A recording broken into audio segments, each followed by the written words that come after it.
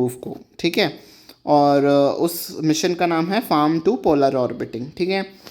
अब न्यूज़ को देख लेते हैं कुछ वक्फ बोर्ड से रिलेटेड। तो आज के दिन लोकसभा में जो है वक्फ बोर्ड के ऊपर डिस्कशंस हुए।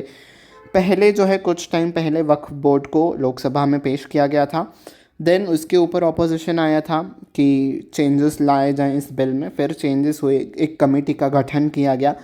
फिर उस कमेटी ने पूरा एनालाइज किया और चेंजेस सब कुछ करके जो है रिवाइज्ड बिल जो है, अमेंडेड बिल, वो जो है वो इनको मिनिस्ट्री को सौंप दिया गया है, लॉ मिनिस्ट्री को। और उन्होंने जो है आज लोकसभा में से पेश किया ताकि उसे पास कर दिया जाए, ठीक है। तो क्या कुछ बातें की गई इस डिस्कशन के रिगार्डिंग, हम आज वो देखेंगे। वक्फ बोर्ड के बारे में हम पहले ही पढ़ चुके हैं, ठीक है। तो क्या कहा गया है, यूनियन मिनिस्टर जो हैं हमारे लॉ के, किरण रिजिजू, उन्होंने कहा कि Waqf bill is not interfering in any religious system, any religious institution और any religious practice in any way. तो किसी भी धर्म के रिलीजन में ये इंटरफेयर नहीं करता है बिल, ठीक है। तो लोगों को ऐसा था कि इस्लाम धर्म में ये बिल इंटरफेयर करेगा, तो इन्होंने क्लियर कर दिया है पार्लियामेंट में कि किसी भी धर्म के रिगार्डिंग ये इंटरफेरेंस नहीं है। ये जो वक्फ बोर्ड है इनके ऊपर जो है अमेंडमेंट्स किए जा रहे हैं, किसी रिलीजन में हम अमेंडमेंट्स नहीं कर रहे हैं, ठीक है। A total of 97,000 just a minute. तो a total of 97,27,772 petitions have been received in various forms. तो वक्फ बोर्ड में जो है अमेंडमेंट की जाए उसके रिगार्डिंग इतने सारे petitions जो हैं वो रिसीव किए गए, ठीक है। Never before in history has any bill received such massive number of petitions. तो कभी भी इतने ज़्यादा petitions पूरे देश में से नहीं आए थे जितने इस बिल के रिगार्डिंग आए हैं, ठीक है। तो आप समझ सकते हैं कितना सेंसिटिव सा ये मुद्दा है। When our country has the largest waqf property in the world, why hasn't it been used for the education, medical treatment, skill development and income generation of poor Muslims. तो इंडिया में जो है जो वक्फ प्रॉपर्टी है, वो जितने भी वक्फ प्रॉपर्टीज़ है पूरे वर्ल्ड की, सबसे ज़्यादा वक्फ प्रॉपर्टीज़ इंडिया में है। तो हमारे लॉ मिनिस्टर कह रहे हैं कि अब इतने ज़्यादा जगहें हैं अगर, तो जो गरीब मुस्लिम हैं उनकी अच्छे एजुकेशन के लिए, उनके मेडिकल ट्रीटमेंट के लिए, उनके स्किल डेवलपमेंट के ऊपर ये जगह क्यों यूज़ की नहीं जा रही है।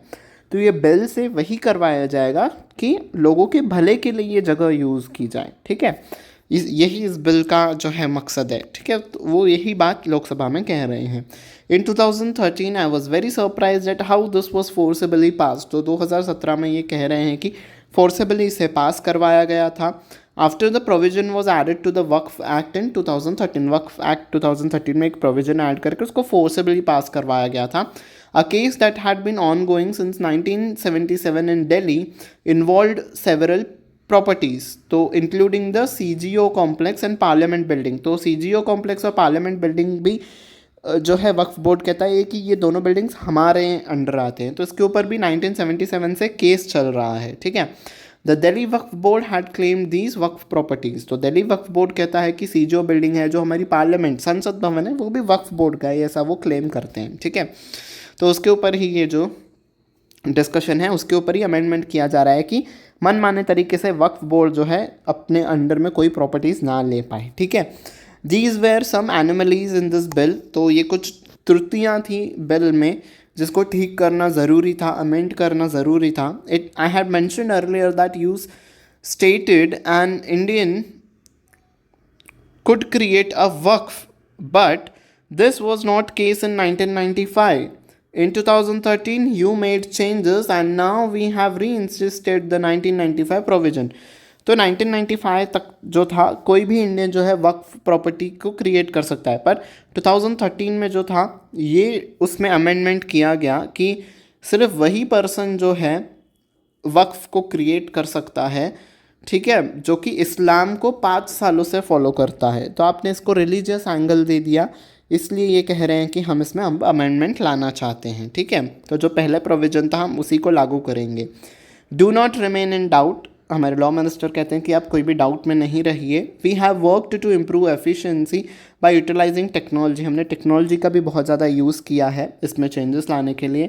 अ centralise database and digital portal will be implemented, तो वक्फ बोर्ड जब ये अमेंडमेंट्स आ जाएंगे इसके रख रखाव के लिए, इसके मेंटेनेंस के लिए एक सेंट्रलाइज्ड जिसको सभी लोग एक्सेस कर पाएंगे एक ऐसा डेटाबेस और एक हम पोर्टल बनाएंगे, ठीक है। Ensuring that no one can secretly create waqf properties, तो इससे क्या होगा, कोई भी सीक्रेटली वक्फ प्रॉपर्टीज़ को वक्फ बोर्ड क्रिएट नहीं कर पाएगा, ठीक है।